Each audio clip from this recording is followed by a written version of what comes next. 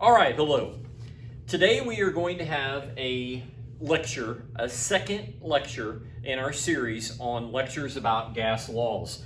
Now, I'm going to begin today really delving and diving into the actual laws themselves. Not so much facts about gases, but the laws themselves. Now, those of you that have had me in class, you know that one of my favorite sayings is, how do you eat an elephant? One bite at a time. Okay, there's going to be a lot of information that's going to need to be covered. Even this presentation, you may want to eat in bites. Watch a little bit, take a break, watch a little bit more, work on it. There's just going to be a lot of material to cover, so we need to dive in and I need to move fairly quickly. I will not cover all of the gas laws, but I will cover some. Let's begin. All right, let's begin with the idea that if you're really going to understand what we're doing today and what we're doing with these gas laws and what we're examining, then you have to understand, and you've heard the term cause and effect. Well, typically there is a cause, and typically there is an effect. And we know here it'd be the popping of the balloon. All right, we also know that when we conduct experiments or when we look at items or when we look at relationships, okay, typically there are what we call variables. And so we could have a controlled variable, which we know would be a variable or a factor that we would want to keep the same. We would have manipulated variables. So in other words, what are we going to change? Like today, let's put this in the aspect of what we're doing today. Maybe we leave volume the same, but we change temperature. Or maybe we manipulate pressure. Whatever the case may be, there's going to be some variable that we're going to want to change, but there's going to be a lot of variables we're going to want to keep the same. And from all of that, we will get what we call the responding variable, which will be the result. What happens, okay? But you need to be thinking about this. You need to be thinking about cause and effect, and you need to be thinking about variables, all right? And remember, when it comes to gases, and we learned this in the first lecture, you already know this, but there are 4 different variables that we often talk about as having an impact on gases. One of them is pressure, capital P. The other one is volume, capital V. The other one is temperature, capital T. And then we have amount, which is given by the lowercase n, which we also know refers to the number of moles. But these are variables that would impact a gas, and some of them we might want to control, okay? And some of them we might want to manipulate, but overall, what do we want to know? We want to know how it responds. So let's think about this before we even jump into the laws and the problems that we will end up doing concerning these laws. Okay, so today there are 7 different laws that we're looking at together, but we're not going to look at all of them today. We're going to look at 3 or 4 today, and then we'll conclude and try to wrap some things together in our 3rd lecture in this series. All right, here we go. We're going to start with what we call Boyles Law. And what I want you to concentrate on right at the beginning is I want you to concentrate on what are some key ideas about Boyles Law. Well, okay, number 1, in Boyles Law, we're going to keep temp and we're going to keep N the same. Remember, what did we say? We have some variables that we want to control. We have some variables we want to manipulate, and then what happens as a result of that, okay? Because cause and effect go hand in hand. So what we want to consider in Boyles Law is that we're keeping temperature and we're keeping N the same. 2, we want to consider that Boyles Law overall, okay? So within Boyles Law, we have what we call an inverse relationship. And come on, let's try to keep this as simple as we can. Typically, what does it mean to be inverse? Well, it means to be opposite, right? Okay? It means to be opposite. So we, in Boyles Law, okay, we're going to examine the relationship between volume and pressure. So that's what we're going to be looking at. The relationship that we're going to be examining in Boyles Law is going to be volume and pressure. We're going to keep temp and N the same, and the relationship between these two will be inverse. Okay? So here's what we're saying. We want to start out the same. Well, what do you mean we want to start out the same, Mr. Day? Well, we want to start out with N. So whatever amount we have in these containers, we want it to be the same. We want T to be the same. So in other words, we don't want this container to be a different temperature than this one. We want them to be at the same temperature. Okay, so we want to start the same. All right. Now, the relationship then that we're going to examine in Boyles Law is going to be the relationship between pressure and volume, or volume and pressure, however you want to phrase it. That's the relationship we're going to look at. So here it is. So we have two containers. Now remember, we're starting out the same, but obviously they don't look the same. So we've done something. Well, what have we not done? Well, we haven't changed temperature. We've kept temperature the same. But what have we done here? Assuming that we started out the same, what have we done? Well, we have decreased volume, which pushes the same amount of gas into a smaller space. Okay, so what would that increase? Well, that would increase pressure due to the molecule-to-molecule interactions and bumping into each other and bumping into the sides of the container much more frequently. So here, what we've done is we've decreased V, but we've increased P. All right? Now, let's assume that we come back to this and we say, okay, once again, we're starting out the same. We're not doing anything with T. But instead of pushing one down, let's just assume that we increased V on one of them, okay? So before we said we decreased V, let's just assume that we started out right in here, but we increased V, okay? Well, then what would happen to P? Remember, this is an inverse relationship. You're saying, okay. So as you increase V, P would go down, okay? Now, if we started out right here, right, and we decreased V, then P would go up. Now, this is one of those deals where, like I've always said, and probably too many times, but you may have to stop, you may have to pause, you may have to listen to it again, you may have to look at the notes in conjunction with listening to the explanation.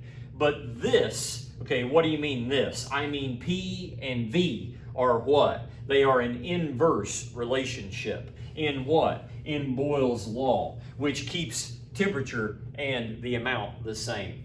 Okay? All right, so in Boyles Law, we keep temperature the same. As V goes down, P goes up. But as P goes down, V goes up. Now think about that, because what have you done here? You have more V, therefore you have less P, okay?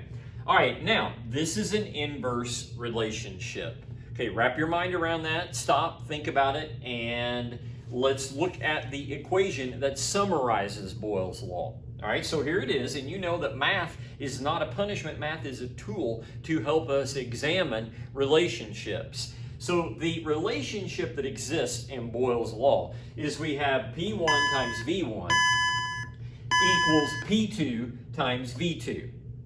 Okay, so we have P1 times V1 is equal to P2 times V2. So what do we have? We have pressure 1, we have volume 1, we have pressure 2, and we have volume 2. So the product of the first pressure and the first volume is equal to the product of the second pressure and the second volume.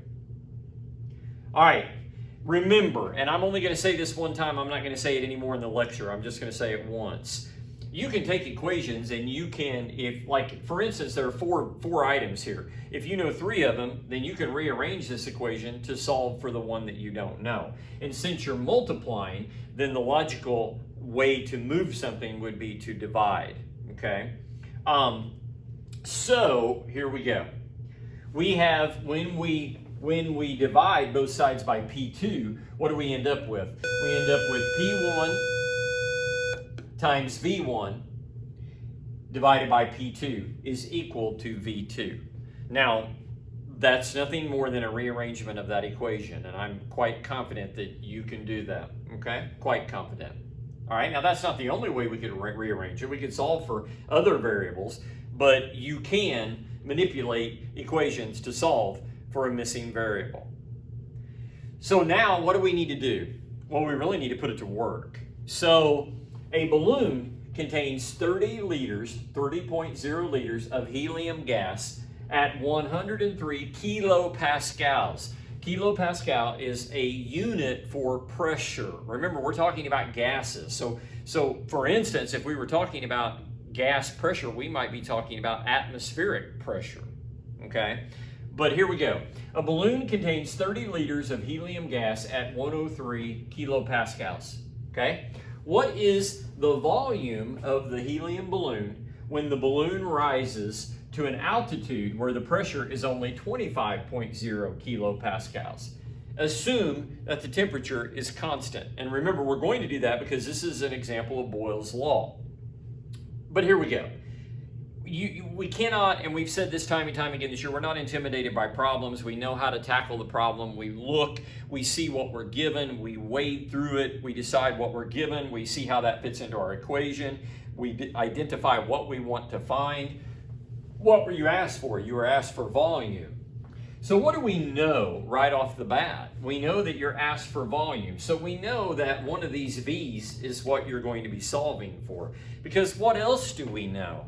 Well, we know Boyles Law is characterized by this equation. P1 times V1 is equal to P2 times V2. So we know we're going to take this equation. We know we're going to use the numbers from this problem. We're going to plug them into this equation, and we're going to solve for whatever we do not know. Well, so what do we know? Well, we know that V1 is 30.0 liters. How do we know that? Because we were told that that was the volume at the beginning. What else do we know? We know that the first pressure was 103 kilopascals. How do we know? Because we took it straight from the problem. What else do we know? We know the second pressure. Okay, we know that the second pressure was only 25.0 kilopascals. So what do we not know? Well, we don't know what we were asked to find, which was the second volume. So if we take this information and we begin putting it into the problem, then what do? Well, we do what we said we could do earlier when we said that we can rearrange this equation. Okay, that was the purpose of showing you this because I knew it was going to go hand in hand with the first problem. So when you rearrange the equation, then you just simply fill in your values. So you have 103 kilopascals times 30.0 liters divided by 25.0 kilopascals, right here. Okay, and those numbers came from here. Now, what's going to happen with kilopascals and kilopascals? Well, one of them is in the denominator, one of them is in the numerator. They're going to cancel out. What's the only unit you're going to be left with? Well, the only unit you're going to be left with is liters. Well, that's a good thing because what are you solving for? You're solving for volume. So what happens now? Well, you simply do the math. You simply grab a calculator and you do the math. After you do the math, you start looking at your sig figs, and you can see we have 3 sig figs, 3 sig figs, and 3 sig figs, so your answer better have 3 sig figs, right? So we have 123.6, but obviously we're going to make that 124, right? That 6 will make that become a 4. So we have 124 liters, or we have 1.24 times 10 to the second liters. So all we're simply doing is taking this and then writing it here in scientific notation. Okay? All right, very good. Now, let's go to our second law. Okay, now what I said earlier about this particular lecture, you may want to eat this elephant in chunks. So what you might want to do is you might want to, well, let's figure out how to do Boyles Law and think about Boyles Law, maybe do a Boyles Law problem or whatever, and then come back a little bit later, maybe take a break, and then do Charles Law. I don't know how you want to do it, but I'm going to walk you through, and I will give you this as a resource. So let's go to the second law, which is Charles Law. Okay? Now, how did we start Boyles Law? We started with key ideas. So let's start with the key ideas for Charles Law. Okay, so key idea number 1 is we're going to keep pressure and amount constant. Now, you remember back to Boyles Law that we kept temperature and N constant, but we're not talking about Boyles Law now. Okay, so obviously we're going to look at a different cause and effect. We're going to look at a different relationship. That's what we're doing with these gas laws. We're looking at relationships and how they change depending upon what variables we change. Okay, so here we go. So we're going to keep pressure and we're going to keep the amount the same. Now, in this particular example, in this particular law, temperature can increase or decrease. Now, I want to point out that when we do problems with Charles' law, we do our temperatures in Kelvin. And I'll go ahead and throw this out, and then I'll tell you again later, but if you know your temperature in degrees Celsius, just add 273 to change it to Kelvin. All right, so what are we going to do in Charles' law? Well, I'll tell you what we're going to do. We're going to examine the relationship between volume and temperature. Now remember, a while ago, we looked at volume and pressure, but now we're doing Charles' law, okay? And we're going to look at the relationship between volume and temperature. All right? So, once again, and you can I put this lecture together as where we kind of did the same things on each law to kind of follow the same format. So here it is, we're on Charles' law. How are we going to start out? Well, we're going to start out the same. Well, what do you mean the same? Well, certain things have to be the same. Like what? Well, we need to have N be the same, our amount, right? And we need to have P be the same. Okay, now understand what that means, okay? So that means that whatever my atmospheric pressure is, or whatever my original pressure is, okay, it's the same for both. All right, remember, variables. There are some variables we want to control. There are some variables we want to change, but we always want to see what happens because of what we do. But in this particular law, Charles' law, we want to examine the relationship between volume and temperature. Volume and temperature, okay? All right, so volume and temperature will affect each other in Charles' law. All right, so what do we have? Well, here's what we have. And remember, we're making the assumption that we started out the same. But obviously, this doesn't look the same. Well, no. Why? Well, what have we added? And I've circled this so that we can be very sure that we understand the variable that we have added. We've heated it. We're heating it. But you can obviously see from this thermometer that what are we doing here? We're heating it more substantially here than we are here. Okay, well then without a doubt, what happened to V? Okay, what happened to volume? And you say, well, I can tell from looking at the visual aid that the higher I raise the temperature, volume increases. Okay? So when you increase the temperature, you increase the kinetic energy of the gases, and ultimately you are increasing volume. Okay? Now I think this is where you might be tempted to say, well, might there be a difference in pressure as well? Okay, but understand, we started out at the same pressure. And right now, we're examining the relationship between volume and temperature, okay? That's the relationship that we're examining. All right, let's continue. So in Charles' law, we're going to keep our pressures the same. Obviously, we want the same conditions at the beginning. We want the same amount at the beginning. But we can take the temperature up or down. And so while we will literally start at the same volume, we're not necessarily going to end at the same volume, okay? The volume will be proportional to the temperature. So the amount of volume that you have will be directly related to the temperature, because that's what Charles' law looks at. It looks at the relationship between volume and temperature. And it is characterized by its own equation. So what's the equation for Charles' law? Your first volume over your first temperature is equal to your second volume over your second temperature, okay? So V1 over T1 is equal to V2 over T2. Can this be arranged? Rearranged? And I didn't add another slide for that because you already know the answer to that. If you knew 3 of the 4 variables, could you rearrange this? Well, in this case, you're dividing, so a logical way to rearrange this one would be to multiply, correct? So yes, we can rearrange this equation to find the variable that we wish to find, if we know the information. So, we have a problem. A balloon inflated in a room at 24 degrees Celsius has a volume of 4.00 liters. the balloon is then heated to a temperature of 58 degrees Celsius. What is the new volume if the pressure remains constant? Okay, well, here we go. Come on, think about what we're doing. See the big picture. So now you have this problem. How do you attack it? The same way every time. You identify what you're being asked for. Well, you're being asked for the new volume. Well, what else do we automatically know? Well, we know that if we're dealing with Charles' law, then we know the equation for Charles' law. So if we know the equation for Charles' law and we have information in the problem, then we can identify the variables here that we already have information for. So what do we know from looking at the problem?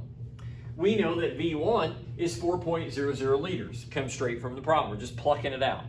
We know T1. Well, how do we know that? Because we were given that information in the problem, 24 degrees Celsius. However, we remember that in Charles' law, we have to change our numbers to Kelvin. So we add 273 to get 297 Kelvin.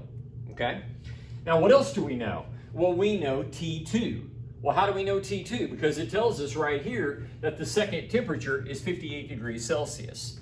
So we add 58 degrees Celsius to 273 and we get 331 Kelvin. Now the real question is, what do we not know?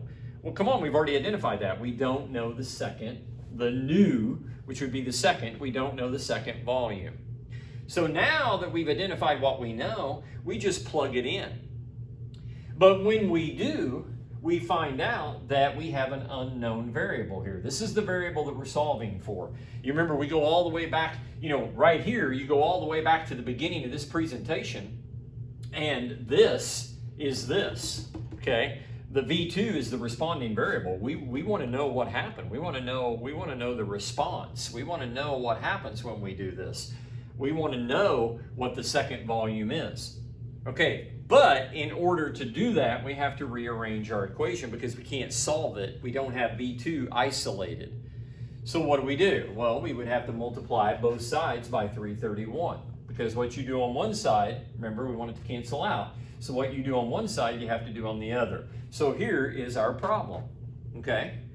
We have 4.00 liters times 331 degrees Kelvin over 297 degrees Kelvin. What's going to happen to Kelvin and Kelvin? They're going to cancel out. And then we're just going to do the math. And when we do the math, we're going to get 4.4579, but we're ultimately going to make that 4.46 liters. Why? We'll go back to the problem and look at your sig figs, okay? But this is the unit that we wanted because ultimately we were asked to find what? We were asked to find the new volume. So what does Charles' law tell us? It tells us the relationship between volume and temperature, okay? What did Boyles' law tell us? Well, Boyles was the relationship between volume and pressure, remember? Okay, so there's two laws down. All right, what else? All right, Lussacs law. Now, once again, maybe you stop the presentation. Maybe you go and you answer a few questions, take a break, do a couple of Charles' law problems, whatever the case may be, and then come back, and here we are. Now we're ready for Lussacs law. All right, well, what are the key ideas from Lussacs law? Well, one of the key ideas is that we're going to keep volume and N as our constants.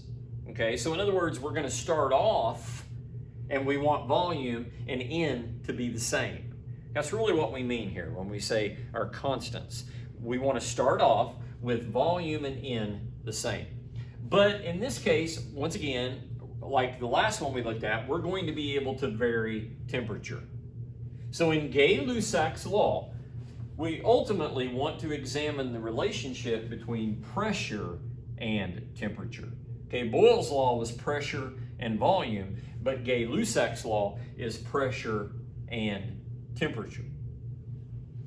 So, I've got a couple of items here I wanted you to look at. So we're assuming at the beginning, N and V are constant, so they're the same. We have the same amount, we have the same volume, okay?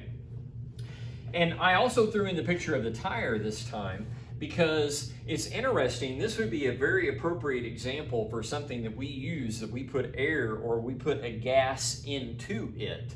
And when that rubber rubs on the road under certain conditions, it gets pretty hot. Well, that would have to have an impact on the gas inside of it.